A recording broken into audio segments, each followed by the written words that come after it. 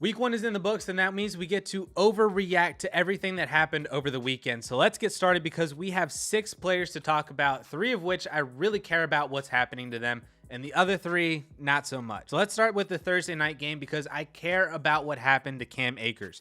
We already saw how ineffective he was at the end of the season last year, heading into the Super Bowl, averaging just 2.4 yards per carry over 5 games, never eclipsing 50 rushing yards despite averaging over 16 carries per game during the playoffs. And the hope was that he would improve this season with an entire offseason of training, even more rehab and recovery from the Achilles injury, but more injuries during training camp put Darrell Henderson in as the starter against the Bills. And the reason why I care about this so much is because Sean McVay is not a running back by committee coach. He prefers a workhorse guy.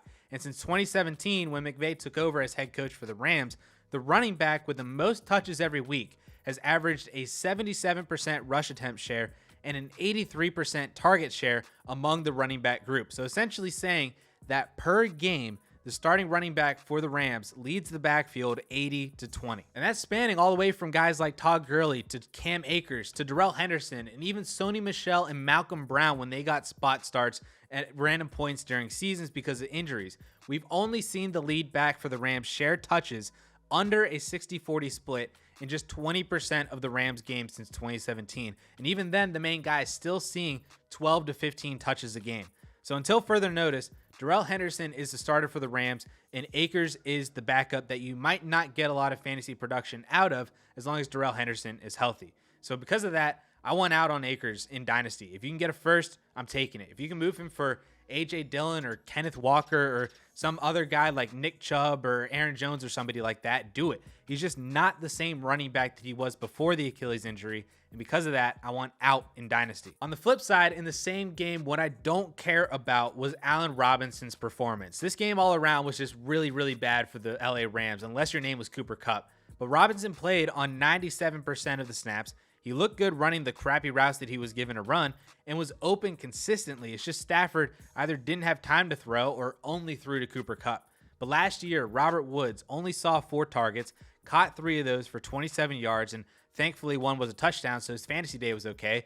But everybody was worried about Robert Woods after week 1 last year too because of that production, but then went on to average over 15 points per game from weeks 2 through 9 before tearing his ACL. And of course, that was all while Cooper Kupp was doing his thing, just like Kupp did on Thursday night. So I'm not concerned about Allen Robinson's stat line in week 1 because the upside is a fantasy wide receiver 2, like what we saw Robert Woods be with the LA Rams even last year. And the downside is that he's actually just a dead asset in Dynasty, but he's currently being valued way closer to being that dead asset now, especially after Thursday night's game, than a good fantasy receiver. So because of that, I'm willing to ride this out, look for greener pastures, and just continue sticking with the process that he is still the wide receiver that we knew him from in Chicago, just with a quarterback upgrade in Matthew Stafford. Another performance that I don't care about was Breece Hall's. Guys, if you're freaking out about your 1.01 running back after week 1, stop it. Yes, he was out-snapped and he was out-touched by Michael Carter, but come on. It's very rare for a rookie running back to come in and just immediately be the guy. Jonathan Taylor was out-snapped and out-touched by Nyheim Hines in his first game as a rookie too, and then he went on to run for over 1,100 yards in the following 14 games. J.K. Dobbins, DeAndre Swift, Javonte Williams, Joe Mixon, Alvin Kamara, all these guys didn't have significant touches at the beginning of their careers either, but this is Dynasty. We play the long game and we look past the immediate now, especially when it comes to these rookies. And if I'm being completely honest with y'all, the Breece Hall shares that y'all have are probably going to continue struggling for production for a little bit longer. I mean, their next 2 months of games are the Browns, Bengals, Steelers, Dolphins, Packers, Broncos, Patriots, and Bills. Their schedule really doesn't open up nicely for a running back until after their bye week in mid-November, which could also be the turning point for Hall's workload as he starts breaking out at the end of the year, including a fantasy playoff schedule of the Lions, Jaguars, and Seahawks. So don't freak out about Breece Hall's lack of usage now or the fact that he's playing behind Michael Carter, because that's not always going to be the case. But as for right now, just sit him on your bench if you can and just be patient for a little while longer and a few more weeks. All right, let's move back to a player's performance that I really care about, or should I say 2 players' performances,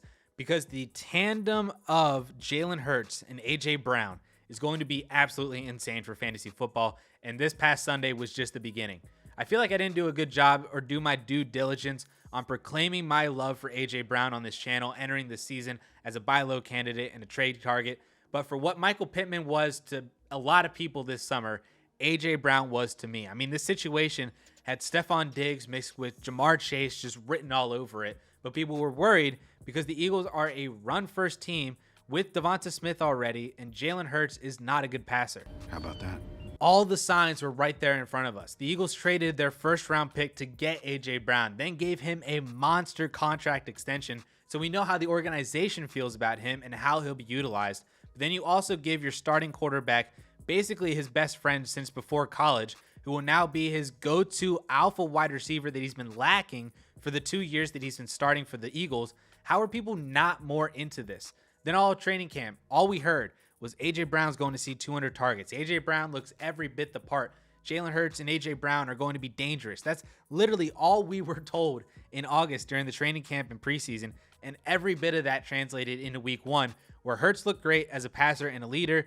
AJ Brown was open constantly. He was fed 13 targets when no one else on the team saw more than 4 targets in that same game. AJ Brown is the Dynasty wide receiver 3 overall, and I really don't think that it should be all that close. He just turned 25. He's going to be connected with Jalen Hurts for the foreseeable future in probably the best offense he's ever been in the NFL, or at least one that's utilized to use his strengths a little bit better. I've seen all I need to see already, and I'd be willing to buy high on AJ Brown now before he becomes almost attainable if he finishes as a top 5 fantasy receiver by the end of the year and next offseason. Another player's performance that I really care about was my guy, Juju Smith-Schuster, the player that I labeled as this year's Cooper Kupp. Juju was well on his way to a huge game on Sunday after posting 6 receptions for 79 yards on 8 targets in the first half against the Arizona Cardinals. But unfortunately, Arizona just couldn't keep up. The Chiefs went into clock-killing mode, and Juju actually never saw another target in the second half.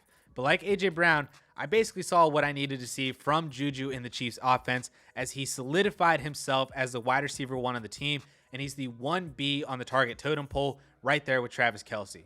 Mecole Hardman had 6 targets but was horrible on those targets. MVS only had 4, and it's honestly a crazy concept that the most productive receiver on the team in the NFL would be the wide receiver 1 over a rookie and 2 busts. I know, crazy concept, but that was the battle that I was fighting all summer long.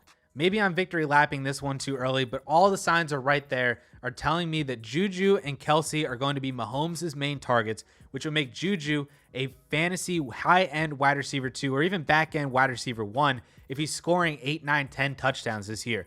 Juju is in for a big value rise in Dynasty if he maintains his production and hopefully signs an extended deal with the Kansas City Chiefs, as he is also just 25 years old, almost 26, and could be entering the prime of his career with the best quarterback in the league. Then finally, one last situation that I just don't really care about from week 1, and that's basically the entire Bears and 49ers game. This game was awful because the weather was awful, and I'm sure you've all seen the clips of maintenance workers brushing water off the field, players stepping in ankle-deep puddles, and then Justin Fields sliding in the end zone after winning the game. Like, I don't care about anything that happened in this game, and I'm just completely throwing it out of memory for the rest of the 2022 season. I don't care about Justin Fields' or Trey Lance's production. I don't care that basically every receiver who played only saw 1 or 2 catches, or even none in the cases of Darnell Mooney and Cole Kmet. I don't care that David Montgomery averaged 1.5 yards per carry, or that Khalil Herbert was the one who scored. I don't care about any of that. For fantasy purposes, nobody on the Bears or Niners played a game